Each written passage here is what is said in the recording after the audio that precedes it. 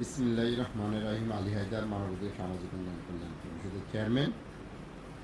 দেশে বর্তমানে যে পরিস্থিতি,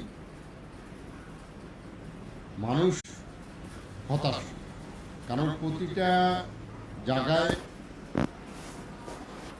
সাধারণ মানুষগুলা সমস্যার সম্মুখীন হচ্ছে।